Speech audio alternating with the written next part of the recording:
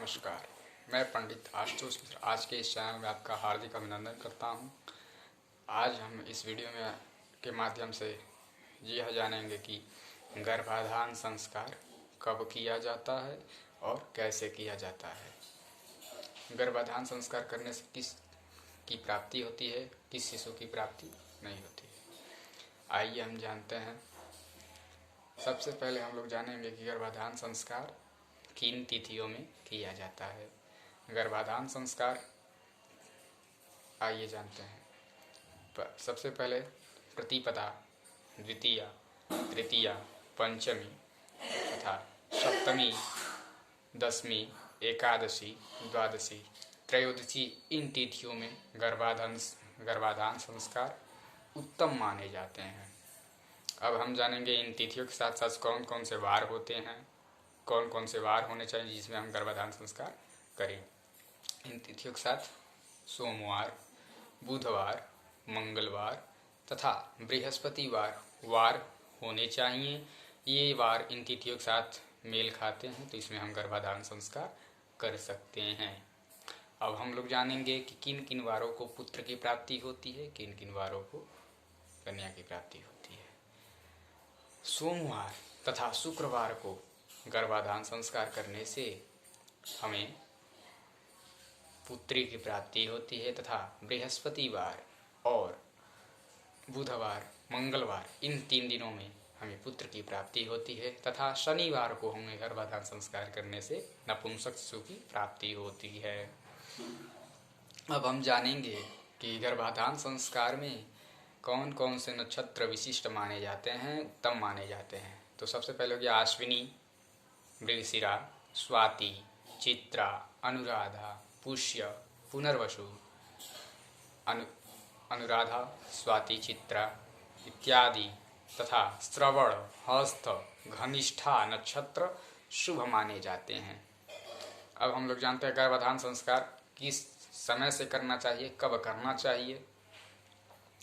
स्त्री के जो रजोदर्शन से 16 दिन होते हैं, रजोदर्शन से लेकर 16 दिन होते हैं। तो रजोदर्शन जब स्त्री का होता है तो 4 दिन छोड़कर, 4 रात्रि छोड़कर हमें 12 दिन बचते हैं। 4 रात्रि छोड़कर 12 दिन बचते हैं। तो 12 दिन में जो सम राशि हो गया यानी कि सम दिन हो गया।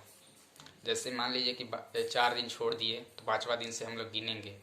तो 5वें दिन या कह लीजिए 6वें दिन या कह लीजिए 7वें दिन, तो हम लोग छोड़ दिए 2 दिन और छोड़ देंगे। 7वें दिन से देख लीजिए, 7वें यानी कि विषम दिन हो गया। वो 7वां यानी विषम दिन हो गया। 7, 5, 3, 1 यह विषम अंक हो गया तथा 2, 4, 6, 8, 12 यह विषम अंक हो गया।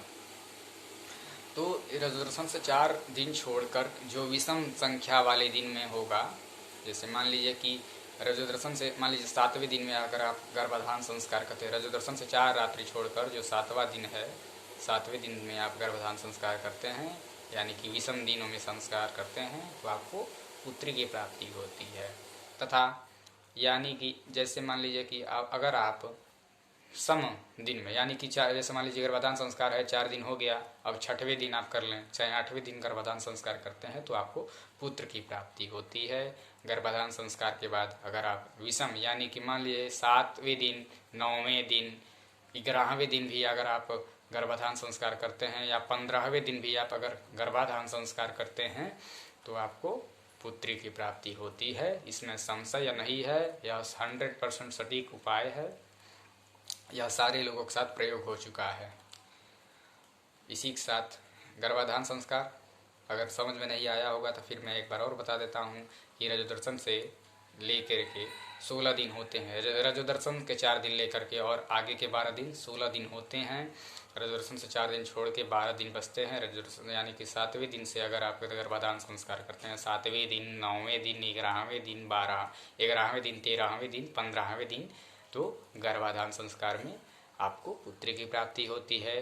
तथा सम दिन में करते हैं यानी कि 2, 4, 6, 8, 10, 12, 14 इन दिनों में अगर आप करते हैं तो आपको पुत्र की प्राप्ति निश्चित है, अवश्य है।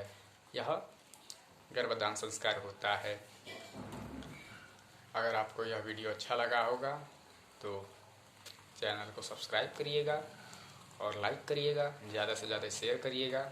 इसी के साथ हम लोग एक श्लोक के साथ विराम लेते हैं। गुरु ब्रह्मा गुरुर्विष्णु गुरुर्देवो महेश्वरः गुरु साक्षात् परं ब्रह्मा तस्मै श्री गुरुवे नमः। अतुलितबलधामं हिमशैलाभदेहं धनुजवनकृशानं ज्ञानिनां मृगण्यं सकलगुणनिधानं वानराणामधीशं रघुपतिप्रियभक्तं वातजातं नमामि। इसी के साथ हम विराम लेते हैं। तब तक के लिए प्रणाम, नमस्कार।